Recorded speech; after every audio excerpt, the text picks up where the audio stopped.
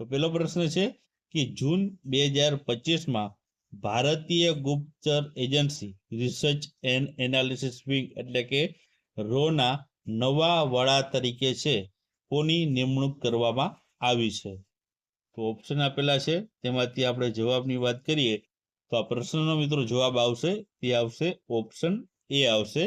પરાગ જૈનની છે મિત્રો રોના નવા અધ્યક્ષ અથવા તો નવા વડા તરીકે છે નિમણૂક છે કરવામાં આવી છે. ત્યારબાદ આગળનો પ્રશ્ન છે કે યુનિયન પબ્લિક સર્વિસ કમિશન એટલે કે યુપીએસસીના નવા ચેરમેન તરીકે કોની નિમણૂક કરવામાં આવી છે?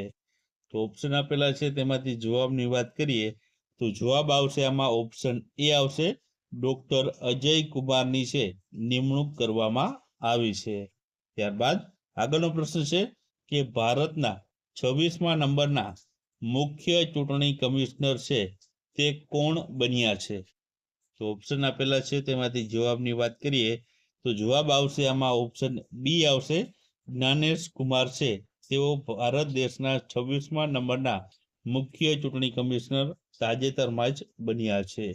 ત્યારબાદ આગળનો પ્રશ્ન જોઈએ તો વર્ષ 2025માં ભારતીય અવકાશ સંશોધન સંગઠન એટલે કે ઈસરોના નવા અધ્યક્ષ છે તે કોણ બન્યા છે? તો ઓપ્શન આપેલા છે, તેમાંથી જવાબની વાત કરીએ તો જવાબ આવશે આમાં ઓપ્શન ડી આવશે. વી નારાયણન છે તેઓ ઈસરોના નવા અધ્યક્ષ છે બન્યા છે. ત્યારબાદ આગળનો પ્રશ્ન છે કે મે 2025માં ભારતના 52મા મુખ્ય ન્યાયાધીશ છે તે કોણ બન્યા છે? તો ઓપ્શન આપેલા છે, તેમાંથી જવાબની વાત કરીએ તો જવાબ આવશે આમાં ઓપ્શન બી આવશે. જસ્ટિસ બી આર ગવઈ છે તેઓ ભારત દેશના 52મા નંબરના મુખ્ય ન્યાયાધીશના પદ ઉપર આવ્યા છે. ત્યારબાદ આગળનો પ્રશ્ન છે કે જૂન 2025માં ભારતીય સેનાના deputy chief of army staff તરીકે કોની નિમણૂક કરવામાં આવી છે? તો ઓપ્શન આપેલા છે, તેમાંથી જવાબની વાત કરીએ તો જવાબ આવશે આમાં ઓપ્શન એ આવશે. રાજીવ ઘઈની છે તે નિમણૂક કરવામાં આવી છે. ત્યારબાદ આગળનો પ્રશ્ન છે કે જૂન 2025માં ઇન્ટરનેશનલ બિગ કેટ એલાયન્સ ના પ્રમુખ તરીકે છે કોને ચૂંટવામાં આવ્યા છે? તો આમાં ઓપ્શન આપેલા છે, તેમાંથી જવાબની વાત કરીએ તો જવાબ આવશે આમાં ઓપ્શન ડી આવશે. ભૂપેન્દ્ર યાદવને છે ચૂંટવામાં આવ્યા છે. ત્યારબાદ આગળનો પ્રશ્ન છે કે માર્ચ 2025માં ઇન્ડિયન બેંક્સ એસોસિએશનના અધ્યક્ષ તરીકે છે કોની નિમણૂક કરવામાં આવી છે? તો ઓપ્શન આપેલા છે, તેમાંથી જવાબની વાત કરીએ તો આમાં જવાબ આવશે તે આવશે ઓપ્શન ડી આવશે. ચલ્લા શ્રીનિવાસલુ શેટ્ટી છે તેને છે બેંક એસોસિએશનના જે છે અધ્યક્ષ તરીકે ચૂંટવામાં આવ્યા છે.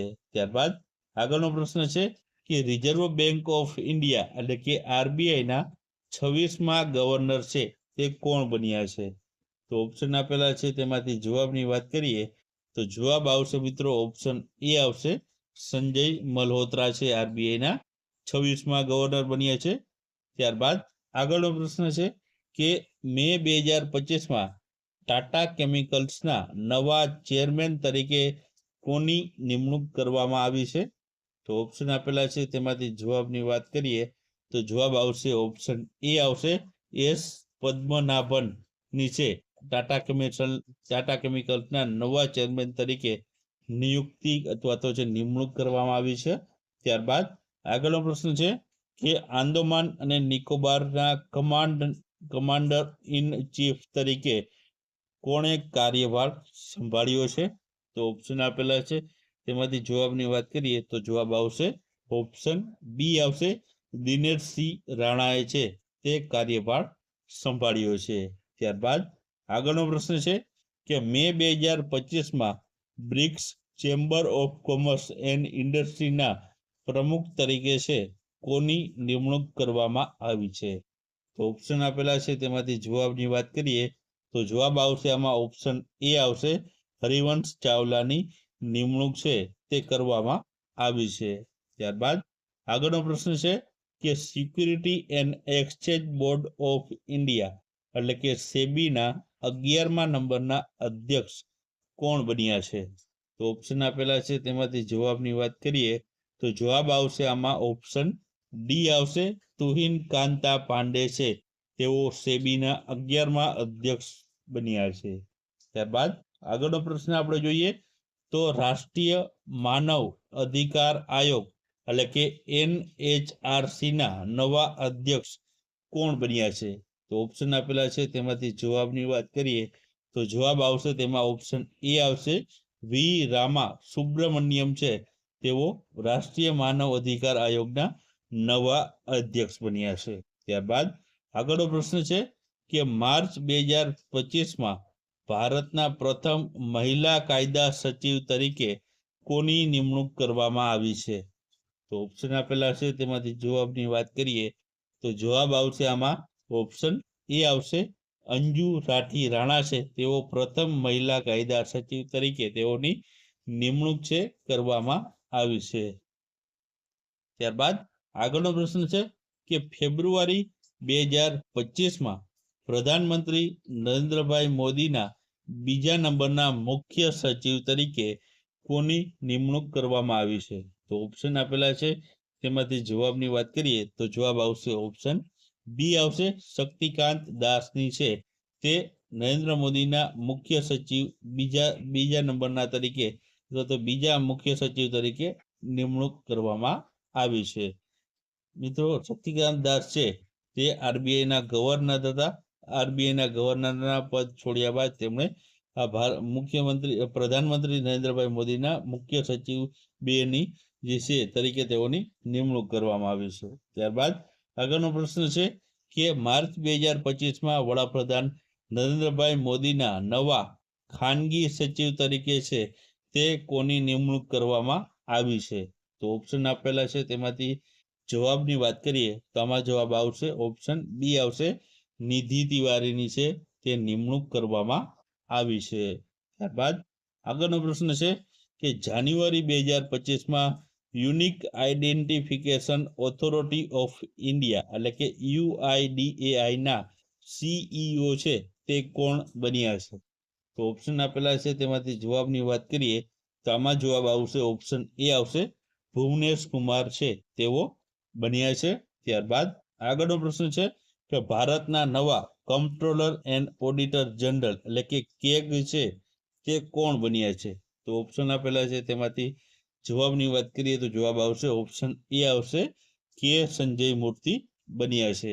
ત્યારબાદ આગળનો પ્રશ્ન છે કે કેન્દ્ર સરકારે છે રાષ્ટ્રીય મહિલા આયોગ એટલે કે NCWના 9મા નંબરના અધ્યક્ષ તરીકે કોની નિમણૂક છે તે કરી છે? તો ઓપ્શન આપેલા છે, તેમાંથી જવાબની વાત કરીએ તો આમાં જવાબ આવશે ઓપ્શન ડી આવશે. વિજયા કિશોર રાહતકરની છે નિમણૂક કરવામાં આવી છે. ત્યારબાદ આગળનો પ્રશ્ન છે કે દિલ્હીના નવા મુખ્યમંત્રી કોણ બન્યા છે?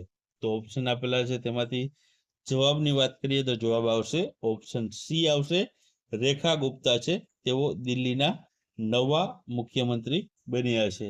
ત્યારબાદ આગળનો પ્રશ્ન છે કે રેલવે પ્રોટેક્શન ફોર્સ સર્વિસ RPFSના નવા ડાયરેક્ટર જનરલ કોણ બન્યા છે? તો ઓપ્શન આપેલા છે, તેમાંથી જવાબની વાત કરીએ તો જવાબ આવશે ઓપ્શન સી આવશે. મનોજ યાદવ બન્યા છે. ત્યારબાદ આગળનો પ્રશ્ન જોઈએ તો ભારતના નવા જે છે કંટ્રોલર જનરલ ઓફ અકાઉન્ટ્સ એટલે કે CGA છે તે કોણ બન્યા છે?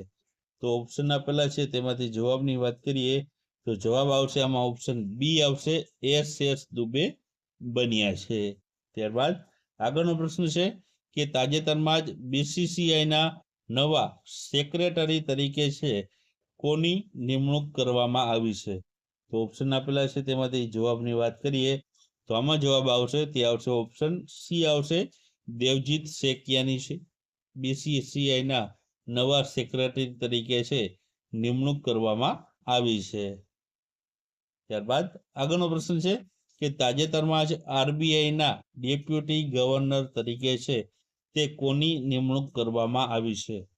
તો ઓપ્શન આપેલા છે, તેમાંથી જવાબની વાત કરીએ તો આમાં જવાબ આવશે ઓપ્શન બી આવશે. પૂનમ ગુપ્તાની છે, RBI ના